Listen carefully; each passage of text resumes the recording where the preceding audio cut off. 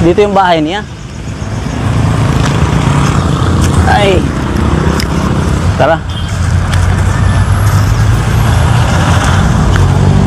Grabe na mga damuhan, no? Tao po. Adya po si Kuya. Yung asawa niyo po. Oy Kuya, musta?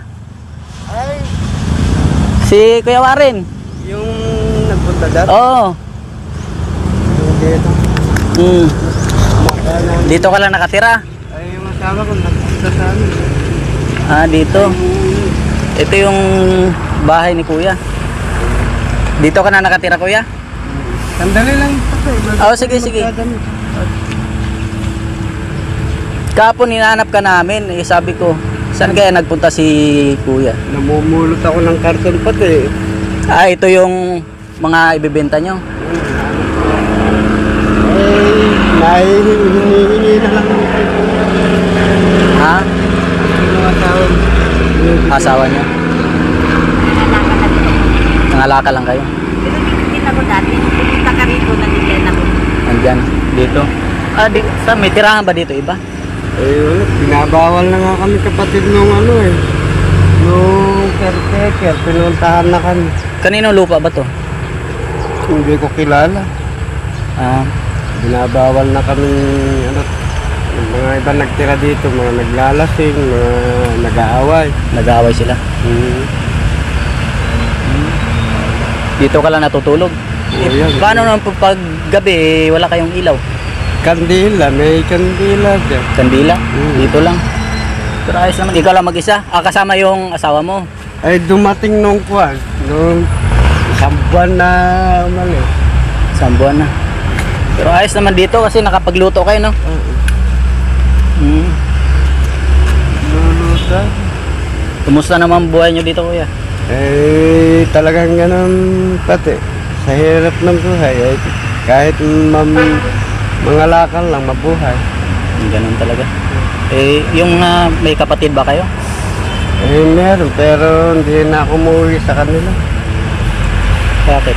Yung May mga sarili na rin silang pamilya. sariling pamilya.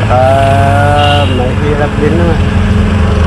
Pagkasano, hindi nila ako kaya tulong pagdating sa Pinas. Kaya nagsikap ka na lang. Sana lang nababat. Yung mga... saan po probinsya nyo? Ang probinsya ko talaga, Nueva Ecija. Pero yung nanay ko, taga Aurora Province, Baler. Aurora. Yung tatay ko, nasa Nueva Ecija, Cabanatuan.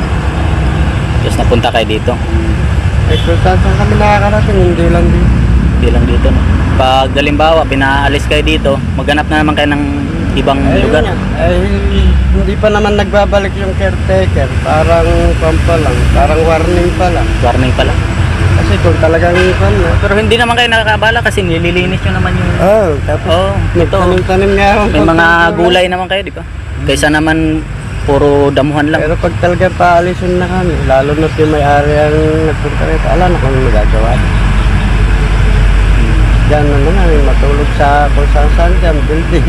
Building, dyan na lang sa mga gilid-gilid. Silong dyan. Grabe. Dito yung hanap buhay nila. Ito mga karton. Karton, yung gano'n, plastic ng mineral. Mineral, yung ibibenta nyo. Mga kung ano-anong plastic. Tapos tinan mo yung bahay ni Kuya, oh. Yan yung bahay niya, sa loob. Hindi ako nakapaglinis. Hindi, okay lang po yan. Walang problema yan. Tapos dito yung lutuan mo. Ayan, lutuan niya. Ayan, ayos, no? Maganda namang, malamig naman dito sa, no? Ay, sa sobrang init din, mainit din kapatid. Mainit din. Pagtangaling ka, yan kami sa mga silong-silong po. May mga anak na po ba kayo, Kuya?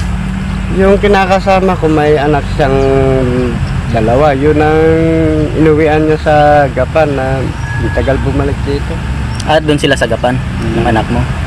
Yung step daughter ko, dalawa.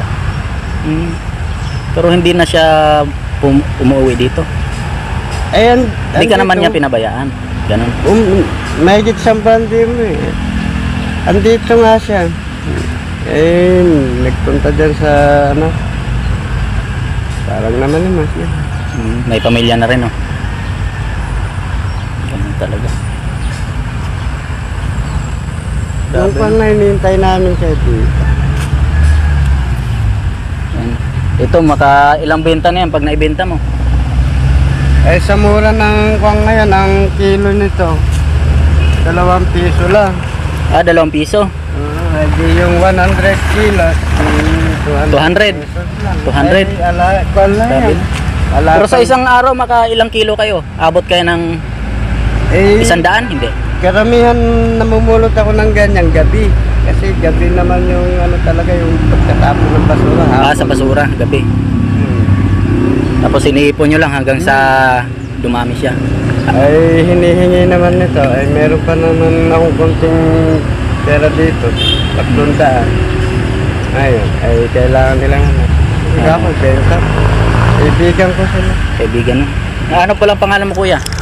Ay, Reynaldo Reyes. Ayan si Kuya Rinaldo Reyes. Reyes pa apelido niya. Mayayaman yung Reyes sa amin.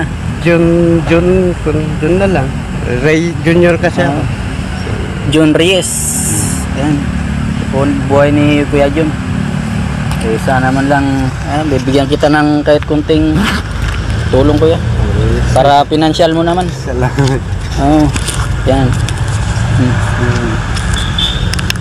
Para may at least may maitulong din kami sa inyo, financial. Naintindihan namin yung sitwasyon mo na ganito. Kalain mo sa isang araw di ka nakakuha ng 100 kilo. Ay, wala. Mahirap kunin yung 100 kilo. Ay, mahirap. Tapos 2 piso lang ang per kilo. Lalo't wala kang pagsasakyan. Yan. Sige, kaya Lito, salamat. Babalik na lang kami sa susunod. Sana may marami pa kaming maitulong sa iyo. Thank you. Hindi lang sa ngayon. Sige, maraming salamat. Okay, madam. Okay. Ayun, grabe. Pero okay naman yung ano yun, tulugan. Pero pag pinaalis kayo, wala na talaga. Wala na. Kung saan-saan na lang kayo malipat, no?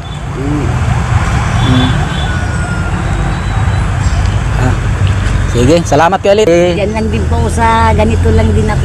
Doon lang kami sa may manggahan. Saan po sa inyo? Kaibigan ko. Doon may manggahan. Kaibigan po kami ni Kuya. Yung Yung may kalsadang pa ganyan. yung building na yan. Yung sa may kalsada po ng ganyan, sa may diretso po. Gilid ng... Diretso dito. Oo. Ando kayo sa loob. Sa labas. Gilid kalsada. Wala pang nasa kalsada lang sila. Oo. Sa puno lang sila na. May puno ng mangga. Ito kukuhanin niya. Gawin nilang puno. Hinihingi ko nga sa kanya. O para hindi mainit, no? Oo. Pangalan niyo po? Ana. Ana. Kuya Ana, si Kuya Jun. Ayan, grabe, no? Ayan. Sige po. Sa susunod. Sige, sana mapuntahan din kita dun sa susunod.